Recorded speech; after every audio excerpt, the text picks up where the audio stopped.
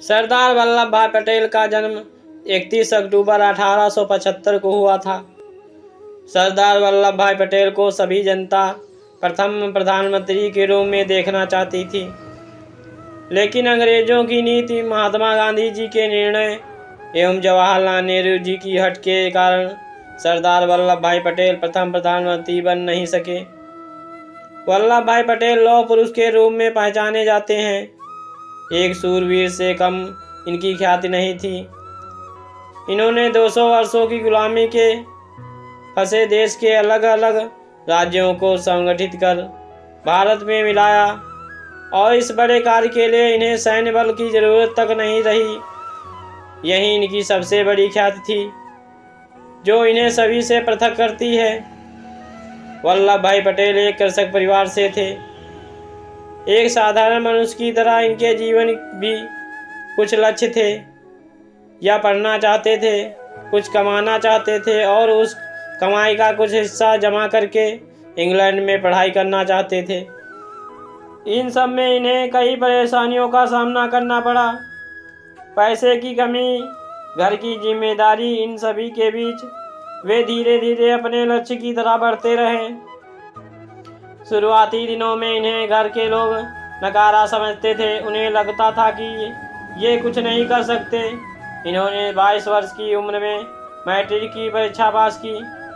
वह वकालत की पढ़ाई के पूरी भी की, जिसके लिए उन्हें उधार किताबें लेनी पड़ी। उन्होंने नौकरी भी की, परिवार का पालन भी किया। पत्नी की मृत्यु के बाद इन्होंने दूसरी शादी नहीं की। बच्चों को सुखद भविष्य देने हेतु मेहनत में लग गए। इंग्लैंड जाकर इन्होंने 36 महीने की पढ़ाई को 30 महीने में पूरा किया और कॉलेज में टॉप किया। गांधी जी के विचारों से प्रेरित होकर इन्होंने सामाजिक बुराई के खिलाफ अपनी आवाज़ उठाई। भाषण के जरिए लोगों को एकत्र किया। इस प्रकार रुचि ना होते हुए भी धीरे धीरे राजनीति का हिस्सा बन गए। सरदार वल्लभ भाई पटेल ने अपने स्थानीय क्षेत्रों में शराब, छुआछूत एवं नारी के अत्याचार के खिलाफ लड़ाई की। इन्होंने हिंदू मुस्लिम एकता के बनाए रखने के पूरे जोर से कोशिश की। 1917 में गांधी जी ने वल्लभ भाई पटेल से कहा कि वे खेड़ा के किसानों को एकत्र करें और उन्हें अंग्रेजों के खिलाफ आवाज़ उठाने के लिए प्रेरित करें। उन दिनों बस कृषि की ही भारत के सबसे बड़ा आय का स्रोत था, लेकिन कृषि हमेशा ही प्रकृति पर निर्भर करती है। 1917 में जब अधिक वर्षा के कारण किसानों की फसल नष्ट हो गई, लेकिन फिर भी अंग्रेजी हुकूमत को विधिवत कर देना बाकी था।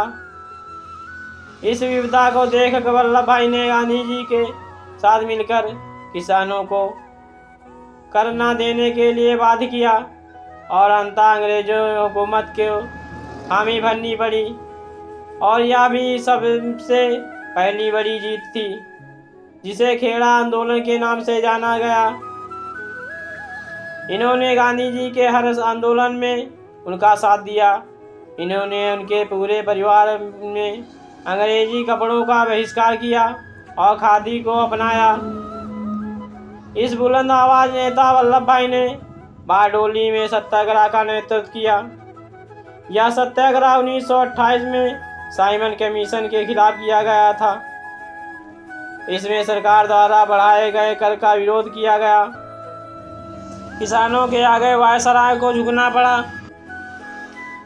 इस बारडोली सत्याग्रह के कारण पूरे देश में वल्लभ भाई पटेल का नाम प्रसिद्ध हुआ और लोगों में उत्साह की लहर दौड़ पड़ी। इस आंदोलन की सफलता के कारण वल्लभ भाई पटेल को बारडोली के लोग सरदार कहने लगे, जिसके बाद इन्हें सरदार पटेल के नाम से ख्याति मिलने लगी। 1923 में जब गांधी जी जेल में थे, तब इन्होंने नागपुर के सत्याग्रह आंदोलन का नेतृत्व किया। इन्होंने अंग्रेजी सरकार द्वारा राष्ट्रीय ध्वज को बंद करने के खिलाफ आवाज़ उठाई, जिसके लिए अलग अलग प्रांतों से लोगों को इकट्ठा कर मोर्चा निकाला गया। इस मोर्चे के कारण अंग्रेजी सरकार को झुकना पड़ा और उन्होंने कई कैदियों को जेल से भी रिहा किया। इनकी वाक शक्ति इनकी सबसे बड़ी ताकत थी, जिस कारण उन्होंने देश के लोगों को संगठित किया। इनके प्रभाव के कारण ही एक आवाज़ पर आवाम इनके साथ हो चलती थी। इन्होंने लगातार नगर के चुनाव जीते और 1922, 1924 और 1927 में अहमदाबाद के नगर निगम के अध्यक्ष के रूप में चुने गए। 1920 के आसपास के दशक में पटेल ने गुजरात कांग्रेस को ज्वाइन किया, जिसके बाद वे 1945 तक गुजरात कांग्रेस अध्यक्ष बने रहे। 1932 में उन्हें कांग्रेस में सभी बहुत पसंद करते थे। उस वक्त गांधी जी, नेहरू जी की एवं सरदार पटेल ही नेशनल कांग्रेस मुख्य बिंदु थे। आज़ादी के बाद वे देश के गृह मंत्री एवं उपाध्यक्ष चुने गए। वैसे सरदार पटेल प्रधानमंत्री के प्रथम दावेदार थे। उन्हें कांग्रेस पार्टी के सर्वाधिक वोट मिलने के पूरे आसार थे, लेकिन गांधी जी के कारण उन्होंने स्वयं को इस दौड़ से दूर रखा। 15 अगस्त 1947 के दिन देश आज़ाद हो गया। इस आज़ादी के बाद देश की हालत बहुत गंभीर थी।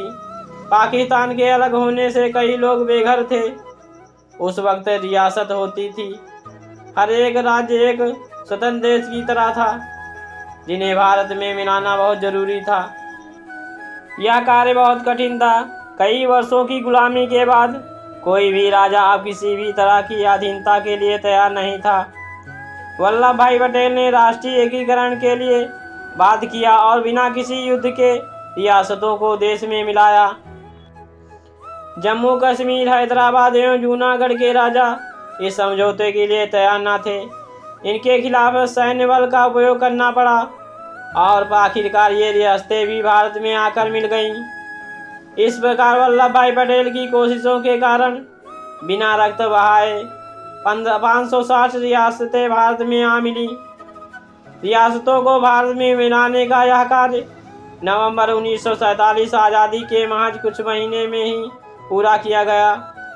गांधी जी ने कहा कि यह कार्य केवल सरदार पटेल ही कर सकते थे।